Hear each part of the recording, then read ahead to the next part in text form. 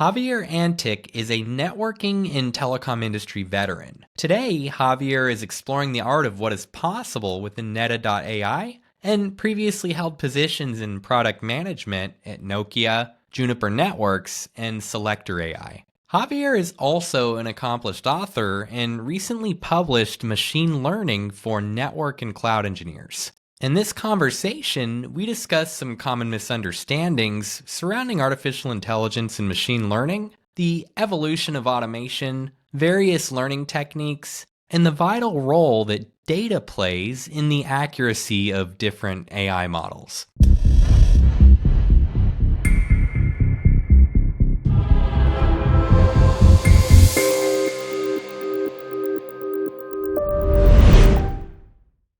Hello, Javier. Thank you for taking the time to join me and talk about all things AI. How are things going today?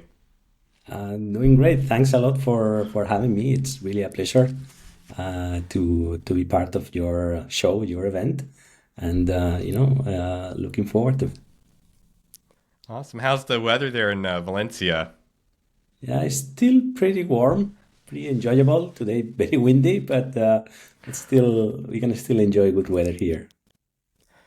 Awesome. Yeah, in the East Coast here, it's I actually live in Kentucky, and it went from being like nice and warm, like t-shirt weather essentially, to like woke up the next day and it's like 20 degrees outside, freezing, and yeah, I'm ready for the warm weather again. I don't like this cold weather, but yeah. Anyhow, thanks for first of all, I love the book. And for those of you listening that Thank haven't you. seen or heard of this book, Machine Learning for Network and Cloud Engineers, it's a very different world for me. I've had to go back and reread several sections like many times to get it to really sink in. And I can tell just with the dialogue, the way that you wrote the book, the approach, that you have like a major passion for this subject matter. What inspired the book in the first place? Yeah, so my background is like BGP, MPLS. I'm a engineering guy, and as many others have gone through this evolution from pure protocol level engineer to have some interest in automation, which sort of takes you a little bit to more the software development field, right? Because automation is really about software development and how do you merge networking with software development. But now I was interested on, hey, what's next, and what is about this, AI techniques that for me were really a black box, and how this could benefit what we do in networking. And that was a little bit the curiosity that triggered me to explore more. And when I started to see the opportunities, the use cases, the problems that could be solved, I wanted to really share this. I wanted to put it in a way that would be easily understood by network engineers, because I had to go personally through a very painful and sort of expensive as well process of find it myself, right? Going through books, courses, and whatnot, not having a clear view of how what I was reading was relevant for me in advance. So I tried to make it easy, because I think it's important for network engineers to have at least a reasonably good understanding of what all this is about. Awesome. So early in the book, you make this argument, which I've lived through. I think most people in the large enterprise that, especially at the time of cloud and things, have kind of gone through this increase of, user connected devices, IoT services, all these things, this unprecedented explosion and evolution of network and cloud infrastructure. No more four walls of our data center. Goodbye. Those days are sadly behind us.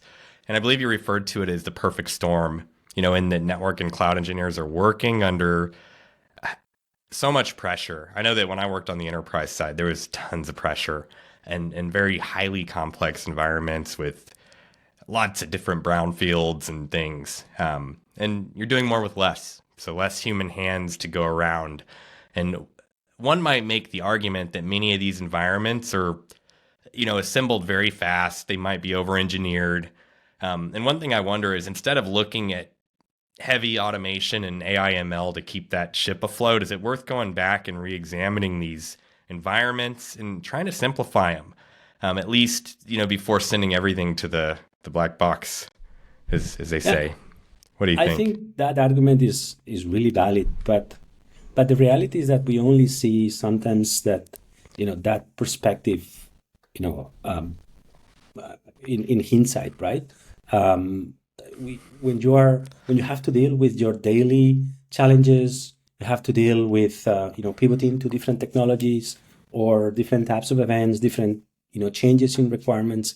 I'm sure every engineer has a very good reason to do at any point in time what they're doing. When you look past that and you will put perspective, yeah, maybe you could have done things differently. And if you had the opportunity, I'm sure everyone will try to simplify. But that, given some level of complexity that will exist, I think there is definitely this level of perfect storm, because of course you can still simplify things, but you cannot minimize how critical infrastructure has become as compared to how it was in the past. And also, you cannot control to some extent the fact that maybe there are less resources available than there used to be before. So still, I think engineers are under a tremendous pressure. Even if there is opportunity to re-engineer things, that will also take time and effort. So how do you get that time and effort for you to focus on that re-engineering and simplification process? Only if you can manage to automate, right? Or to take automation even to the next level, which includes some of these techniques. Yeah, great answer, great points. And yeah, it's working like with a large company. Just thinking back, like, you never go back and optimize a brownfield environment hardly, because there's always the next thing and the next thing, and the business is trying to move in some direction, and the talent pool is limited. So yeah, going back and plus, once you have like traffic going over the wire, you have a production application that's using said infrastructure. It's not so easy to say, hey, we're gonna just pause that and go back and redesign, re-engineer anything.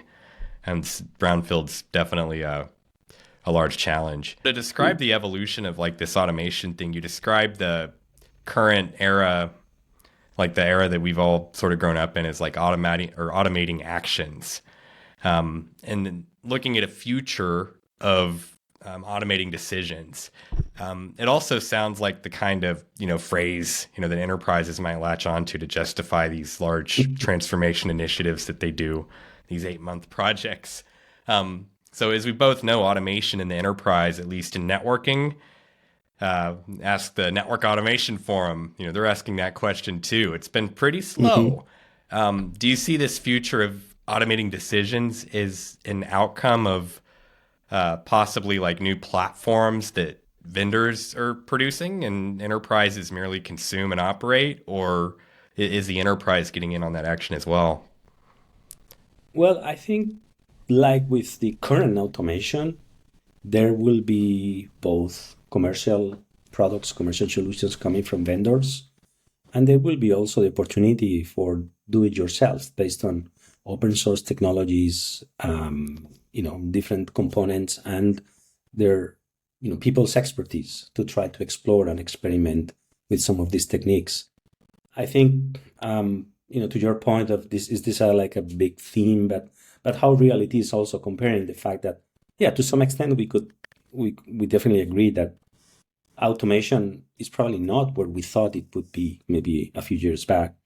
And there are many reasons for that. Even though I say, hey, we're now going to automate decisions, that's the end goal. How long it will take, and it will not be, entirely automated decisions, but we might facilitate decisions. We might accelerate decisions first. We might give extra information for the human to make those decisions, so that a specific process can take less time that it used to, or can facilitate. And then eventually some of those decisions, if the algorithms permit and there is trust and there is sufficient data, maybe they can be fully automated. And I think it's, both things will go in parallel. We will continue automating decisions. We still have a lot of challenges even with that, right?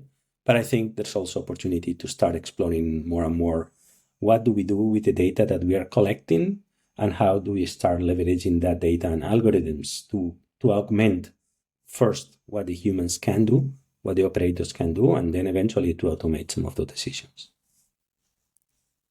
Good points. Yeah, one thing that comes to mind too is many times, just I hear artificial intelligence and machine learning, they're used interchangeably. And I actually myself did this like way back as well because I didn't understand. They aren't the same thing though, are they? Can you explain how machine learning fits into the broader application of AI?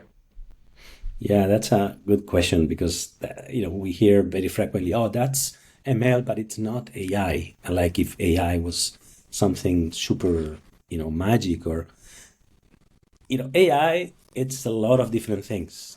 Writing an if this then that rule, that is AI, right? Writing some rules in your Excel file, that is AI.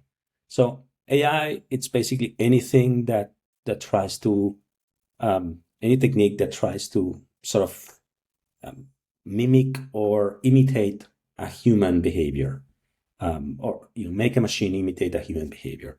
So any rule, any expert system that is based on rules, that is AI. So there's been multiple techniques over decades that fall into that AI umbrella.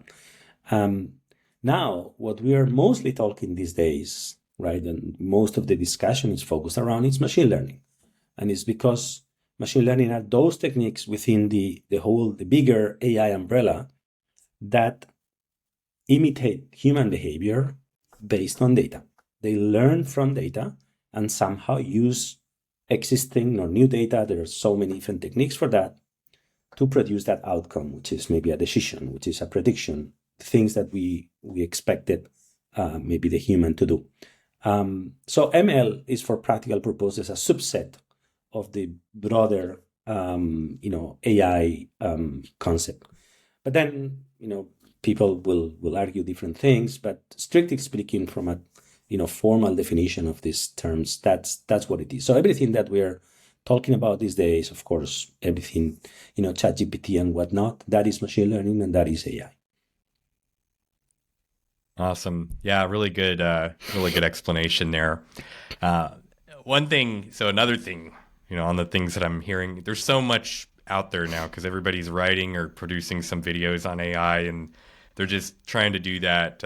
We get the video out first, so we get a lot of views and things and go viral. And there's tons of just content everywhere, and a lot of it, unfortunately, is noise because of the polarization. But AI, one thing I hear a lot is that AI, from the naysayers anyway, it's isn't gonna make its way like into networking beyond that observability play.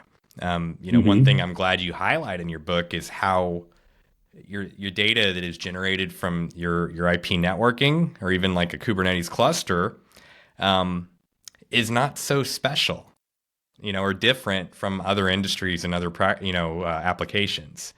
Furthermore, the type of problems to solve are not really so much different either. Is it realistic today that AI could do something like gather telemetry, analyze traffic patterns, and make some sort of minor decisions on like rerouting traffic, in the event of like a congestion or some failures?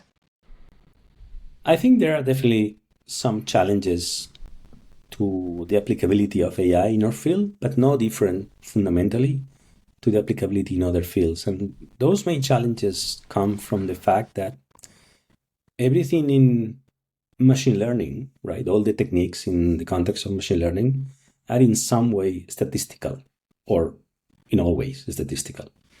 And that means whenever you think of a use case and there's a model that has been trained to predict some value or to classify something, there is always some level of accuracy or level of inaccuracy, right?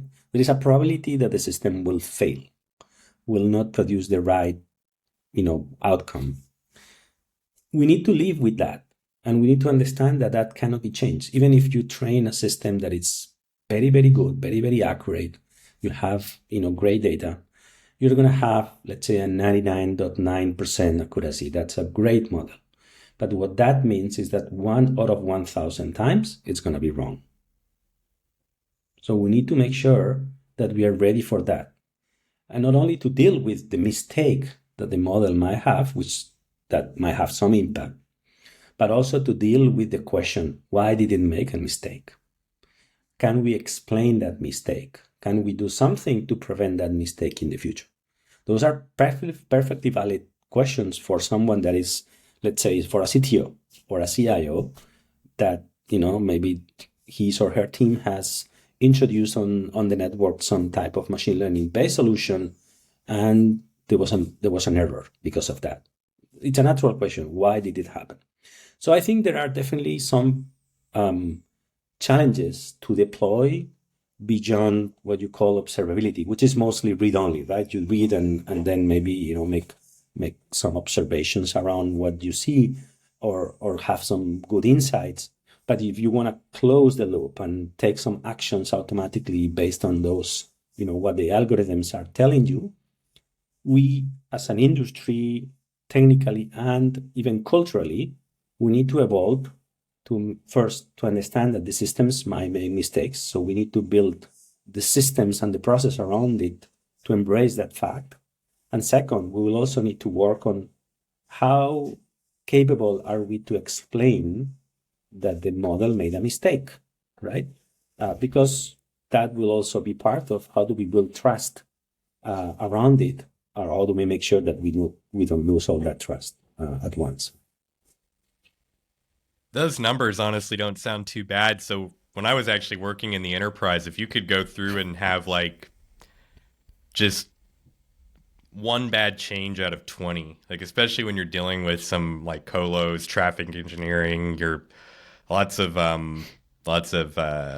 VRFs, route tables, you're exchanging public tables, you're doing all these things, and you have to make some changes with the routing. A lot of times there's things, hey, there's something after the fact that you didn't anticipate, and that's why a lot of testing and such is involved. But yeah, if you could go and just have like one bad change out of 20, it would be good. That would be almost like a good thing. So humans make these mistakes, and if AI can do this with not making as many mistakes as the human, then why would it not be Yep. the right progression or the right thing? But Can you just go double ahead? clicking a bit on what I was mentioning, because I think it's something that again might require some like cultural, let's say, adaptation, if you will. There are certain techniques in the whole machine learning world that are somewhat easy to explain why it made such decision, or why the model predicted 10 when the actual outcome was 1 or something like that. But many of the techniques that are used these days, especially if you enter into complex algorithms like neural networks and whatnot, they are almost impossible it is almost impossible to explain when it produces a value, an outcome, right? Why it did that. So, and I think that definitely, represents a challenge, but it's a challenge that we will need to maybe accept and deal as as good as possible, minimize the impact of the errors, but also culturally accept that these techniques are statistical in nature and they are very complex systems inside, and explainability might not be always where we would like to. So one thing I wanted to do in this time that I get to talk to you is kind of dig down into the mechanics just a little bit. I know there's only like so deep that we can go in an hour, not too deep, but can you explain the difference between supervised and unsupervised learning techniques? And in your book, you refer to these techniques as just tools, much like protocols, like BGP and OSPFs. Can you elaborate on that? Yeah, I was, very good question. I was actually, I use that analogy because sometimes I see like discussions around, hey, what is better, like supervised versus unsupervised and whatnot. And to me, it sounded like if you were comparing, what is better, BGP or OSPF, depends on the problem that you want to solve, right? I mean, it's not better or worse. These are just algorithms, or these are just protocols in the case of the routing example, right? So same thing happens in the context of machine learning. There are so many different techniques, and each of them is useful or appropriate for some type of problem. When you group all the different, dozens of algorithms that are in this big machine learning bubble, there is a very common aggregation that it's or differentiation between those techniques that are supervised versus those techniques that are unsupervised. But they solve fundamentally different types of problems. So again, no better or worse. It's just two different types of problems. You would never use, if you wanted to solve, let's say, a prediction problem, right? You would never use an unsupervised. You just could not, right? In the same way that you would not think about building the entire internet with OSPF. You would not. It would not scale. It would just not work. So same thing. There's no way to build a prediction. Maybe there is, but for practical purposes, a prediction with an unsupervised or otherwise. So, the supervised set of techniques are those where you really want to model a variable. You want to model a specific output. You want to model the memory on a router, or the traffic on an interface, or the stock price for some stock. So that's a prediction that you want to do. You want to predict that number based on some input variables. And how would you do that? You would need to somehow build a mathematical function that connects your input with the output that you want to predict.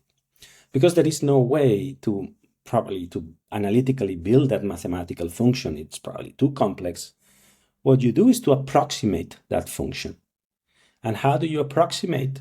If you have previous data with those input variables and what is the associated output that would correspond to them, then you can train a model with those existing samples, right?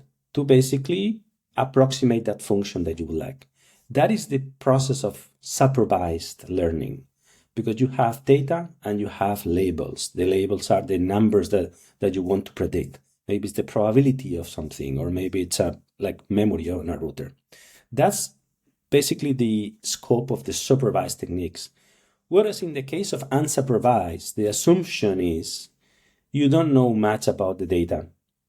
And what you are trying to do is to learn how that data in itself behaves. You're not trying to predict anything, or you're not trying to forecast a specific number or variable. You're just trying to learn about the data. So the types of use cases there is maybe clustering, for example, right? What type of groups exist in that data? You don't know how many, you know what they are for, but you're trying to get an intuition of what groups might exist. Or you want to detect anomalies. You want to some algorithm to detect what is normal and what is not, based on some data that you are collecting. That is typically unsupervised, right? So these are just different types of techniques they are complementary. They don't, they never apply to probably the same type of problem. And then there is a third which has come up, and is especially relevant these days, which is what is called the self-supervised. And the self-supervised, sort of extracts those labels from the data itself. And I'm saying that is especially relevant because self-supervised techniques, it's what, is at the basis of all the large language models, GPTs and whatnot, that we are seeing these days. So all those models are trained with self-supervised techniques and have become extremely useful to extract information from the data itself. Yeah, there's a lot that you could dig in further there. That's a really good, really easy answer to follow. Thank you for that. One question, just to kind of dig down a little further. You're not using the same algorithms for each of these techniques. They're different algorithms, right? Yes, correct. I mean, there are Okay. there are actually dozens of them. There are so many. I mean, I think it's almost impossible for anyone, maybe some people do, to even have a deep understanding on all of them, right? Everything in in machine learning is use case focused, right? Use case based depends on the problem that you want to solve. There's going to be a set of algorithms that will apply, and you will need to somehow either have the intuition on what is the model that works best, or maybe try several models. Most of the times it's going to be about trying several models and based on that experimentation, see, okay, this one seems to work better. Why? You might not even know exactly why. There's a lot of try and error in machine learning. Pretty much everything is try and error. And how do you customize that specific algorithm? How do you fine tune? It's always going to be a matter of try and error as well. Okay, awesome. And so this might not be the greatest question, I don't know. But when I think about the data aspect, data is so important. So what kind of data is ideal for like a supervised learning technique versus like an unsupervised learning technique? Is there ways to classify the data, like this type of data for this type of problem would be better suited for this type of technique? Well, I think in practice, I don't see necessarily a special type of data for each of these techniques. Ultimately, it comes to what is the problem that you're trying to solve. So you start with a problem, and then you will figure out what data you have to maybe solve that problem.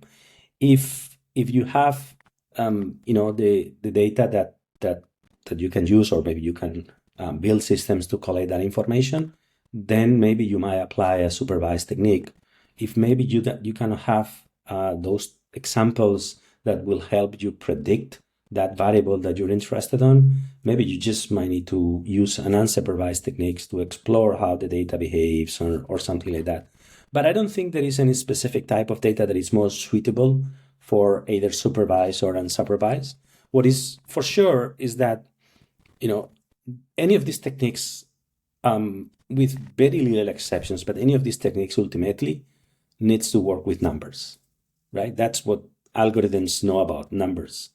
And there's always, a lot of transformation required on the data that is coming in to make the data ready for the algorithm to work with it. This is particularly important in the context of natural language processing, because we deal with text. That's our input data. It's maybe configurations, or it's maybe log messages, or it's text of any sort, right? And that text, it's your input data, but needs to be transformed into numbers before that can. Sometimes this happens, behind the scenes, and you don't know exactly what is going on, like today's with ChatGPT and whatnot. But that's part of the process of the transformation. Okay, but it's still like, it's still a garbage in, garbage out scenario. You've got to feed good data. Absolutely. You have to have it. Okay. There is All there right. is this there's been traditionally this idea that the model, it's the most important piece of this puzzle, right? Well, to build a very accurate, to build a very complex model, and so on. And it was actually the case, because sometimes you need to build a very complex model to deal with data that is very noisy. If the data has a lot of garbage, you need a model that is more complex to be able to extract the signal from that noise. But now there's been a new trend, a transition over the past few years towards a more data-centric AI, where the focus is not so much on the model, but on the data, on making sure that the data has good quality. Because if you invest more time in cleaning that data and having the right data, you might not need to spend or to invest so much in building a complex model, and a simpler model will be able to give you the same type of insights. So there's been a shift from a model-centric approach to a more data-centric approach. So absolutely, garbage in, garbage out. We cannot expect any machine learning system, like traditional. Some people thought, hey, this is a black box where you put just data in and some magic will come out. That never happens. Yeah, exactly. So you're going through the checklist, once you've got the data's good, the algorithms picked out and everything, you got everything planned out, all your pre-training tasks are kind of finished. Can you go into more detail, like on how is a model actually trained, like in a supervised and unsupervised learning scenario? Yeah, it's interesting. Again, I mean, taking the example of the supervised, right?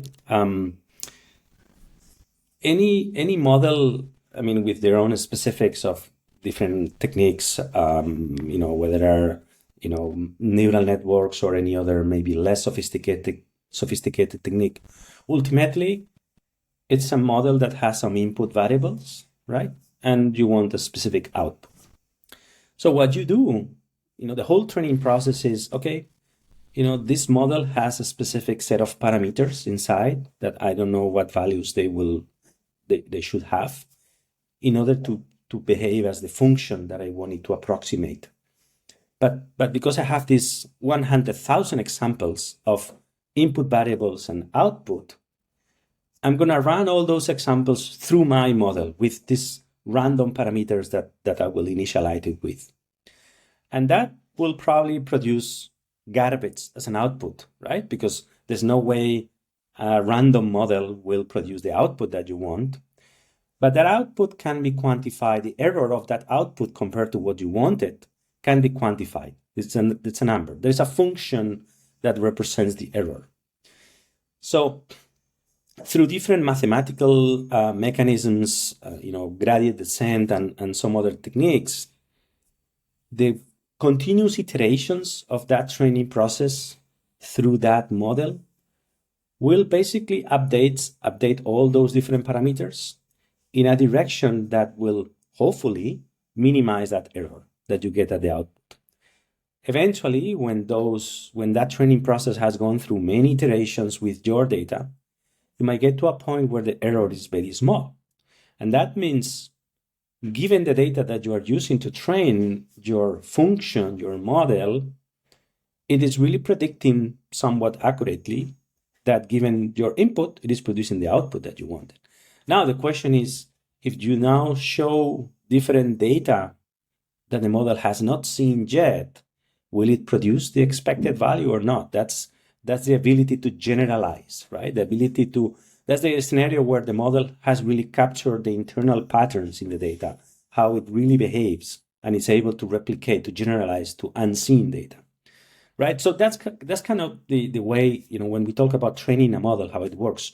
You just feed your existing data, many times, and there is a mathematical process that hopefully will get there, but it might not get there. There's no guarantee that a model will converge or that a model will give you what you expected. So that's why there is all this try and error. You will try different things, and eventually, maybe you might get.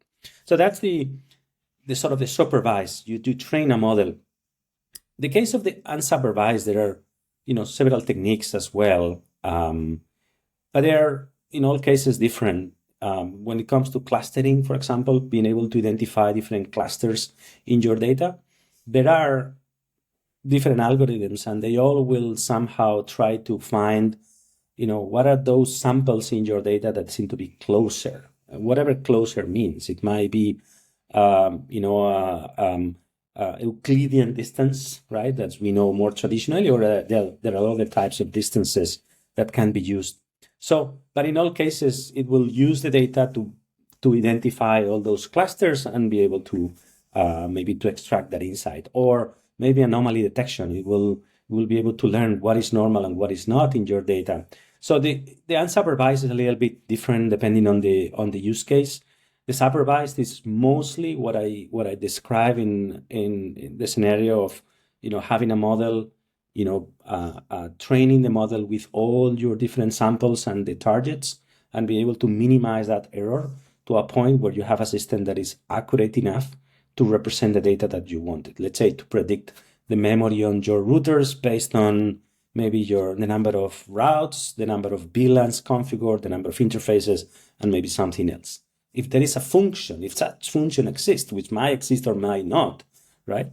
The system will probably approximate it, and you will be able to predict, if you change the number of routes, what is going to be the memory, as an output. Okay. And, without without real use cases, anything out there is just not. It's going to fall flat, especially in technology. I'm really glad you really take this problem and solution approach.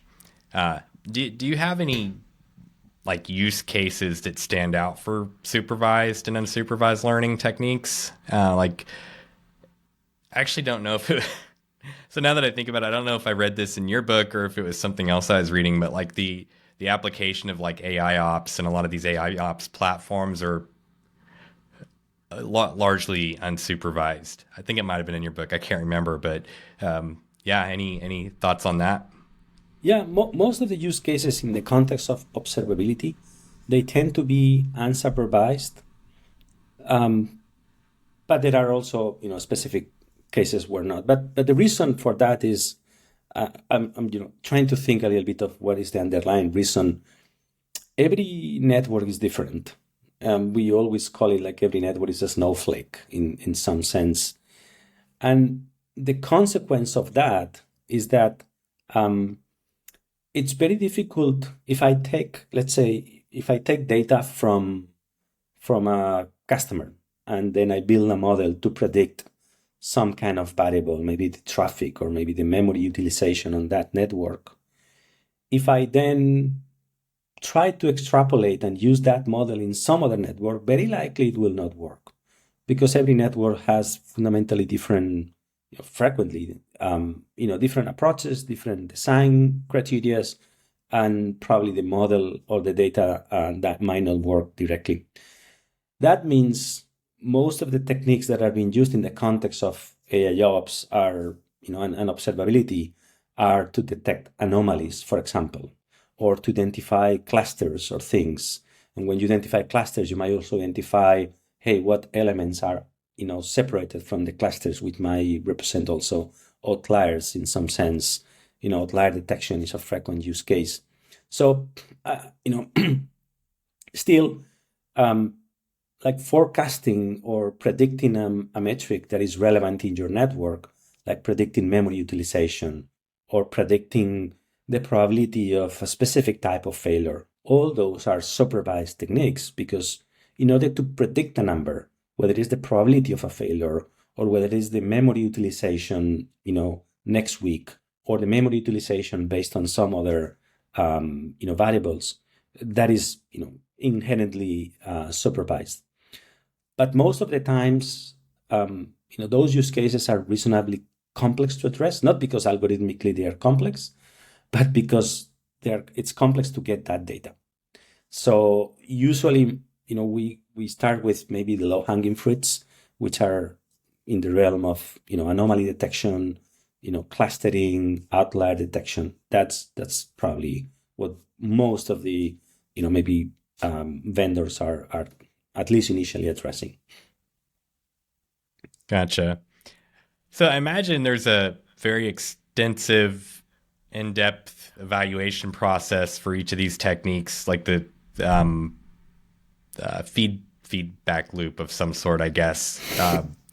Like, how well is this thing working? Is it even is it providing us any value, or something like that, or will um, you know just kind of thinking about that, like that evaluation process, is adding more data gonna improve things? Is this a real thing? And if so, how does it look in practice? Like, how do you know?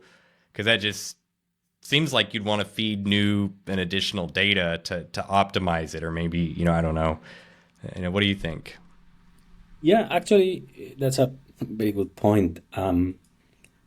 Usually adding more data helps, but that's not necessarily the case always.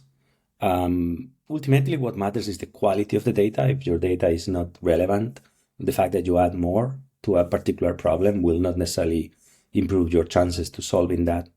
But it is true that usually, assuming that the data is relevant, that adding more data will help usually the models to better capture the patterns, what those patterns are. Maybe again clusters, maybe it's anomaly detection, or maybe it's to be able to predict or to train a model. Usually, the more data would be the better. But ultimately, what matters is whether the data that you have is representative enough of the problem that you're trying to solve, right? In the book, I put one of the examples. It's a very popular example of how an image detection system was built to detect from those images whether it was a dog or a wolf in an image, right? And the system was detecting, I guess was detecting pretty well, wolves and dogs. But then at some point it started to detect some dogs as wolves, and it was not clear, why was that. And the reason, and the problem would have not been solved by adding more images to the equation to train more. The reason was that most of the images of wolves had snow in the background, right? So that means what the model was learning as a wolf was not maybe the structure, the physical structure of the wolf face or head or whatever, was the fact that there was a white background. So the images were not really representing the problem that you wanted to solve, where they had a bias. And that bias was towards having a white background. So you had a dog with a white background, and they say, well, that's a wolf. So that's an example where more data will not necessarily solve unless you make sure that the data is representative. So that's why it's important to identify if there are certain bias in the data that might be confusing, let's say, your model towards what is not right. That's such a great example. And my mind just goes off into a whole bunch of other potential ways that sort of same thing could happen with different types of data you're feeding in. It's funny. Like I've been using more AI in my day to day life, especially with learnings and things like that. But thinking of like even like Google Images, like one feature that I can't live without is the grouping of the faces. I love it. But every once in a while, like if say I have pictures of my son or my daughter, it'll pop up and say, "Hey, are these the same person?" And it'll have you go through and confirm like 5 or 10 confirmations that yes, this is the same person. It's just she's 1 years old and not 5. Mm-hmm. But it's still really good at recognizing those things, and it's asking you for that last bit to confirm, and it's very very accurate with that minimal input from me anyway. Yeah. So yeah, I don't think there has been a topic in our in modern day so polarizing, and also with just if you thought like Web3 had some sort of momentum, stand back, because AIML has so much momentum everywhere. It's and the vendor or the venture capitalist space and the startup space, just so many different areas, tons of momentum. From a career perspective, like we've talked about, network and cloud engineers are busy. They're busy working on lots of different things. There's always just too much to learn, not enough time. So from a career perspective, what should network and cloud engineers be doing to get ready for this future, other than reading your Yeah. book, of course, because it's great? So, I'm a strong believer that the magic happens between domains, between technology domains or domains of expertise, right? Of course, you might be, very a strong expert in a particular domain, and of course, people in the networking case are really focused as a core, expertise in all those protocols and techniques, and right. But then when you start to explore other techniques or other domains that are maybe adjacent or maybe a little bit further away, you start to make those connections, right? You start to, hey, we could solve this problem with this technique, and I could use this in some different way to solve a problem that I have. So I think that's the opportunity for the network engineers. When we are talking now about professional and how to develop personally and professionally in a way that makes you more valuable, right? Either for your company or for or career as a whole, right? Um, So I'm not saying, of course, that network engineers need to become data scientists, and and I say that also in the book. It's never been the intention. If they want to, right? I mean, that's perfectly fine. But it's definitely a very challenging. It's a very broad and mathematically dense field. But as long as you can become that bridge, that or that element that bridges the gap between the two domains, the networking domain and the data scientist.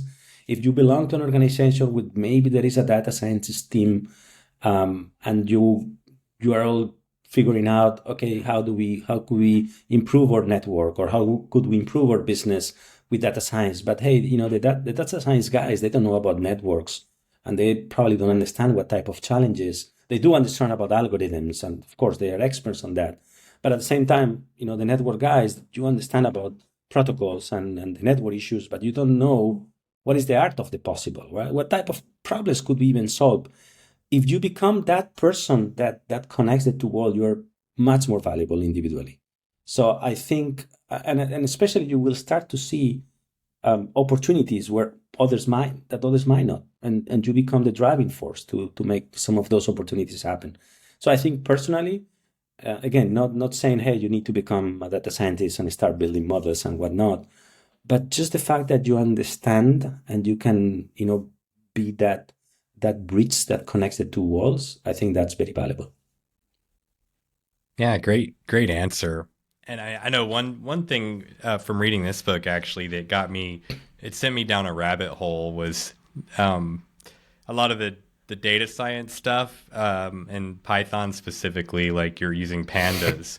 And I have a few different Python tools that I've built like over the years, and generally I'm using like the standard library CSV module. But of course, using a real XLS, you can do some other things, and it's prettier. And yeah, so like I went through and started just deep diving into pandas because it can do so many different things, and it's really flexible. And all these challenges are, I mean, when you're automating, it's such a big thing of, okay, what are my inputs? Okay, I'm doing something with my inputs and I'm outputting something to, spreadsheet or some platform or whatever it might be. And yeah, I think a skill that is good for anybody to have, it doesn't matter what part of tech you work in, but if you can learn to do some, sort of like data manipulation with like the Pythons of the world, it's just really valuable in like every facet of what is possible in your day to day. I think. And now, even for that, which of course, usually to learn some of those things, it requires time. You need to invest time on. But now we have also, a new tool, right? I mean, we have ChatGPT.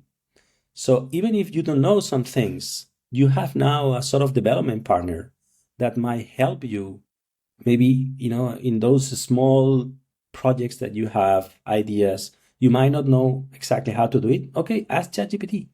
It will give you probably not a perfect answer, but it will guide you towards something that will make you more, agile and maybe more productive, be able to find answers quickly that otherwise you might get lost. And that means just, generic software development, but also, and especially in this context, you're trying to explore, anomaly detection. Hey, give me an example of anomaly detection for this type of use case, and it will produce some interesting code that then you can, manipulate. And so I think we have all the tools right now to expand our area of expertise, you know, uh, easier and faster than ever.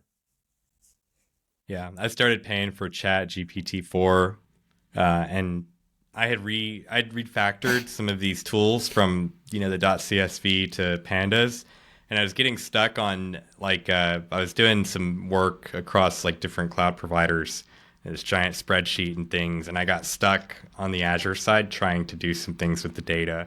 And I'm trying to take this approach of I'm not going to use Chat GPT.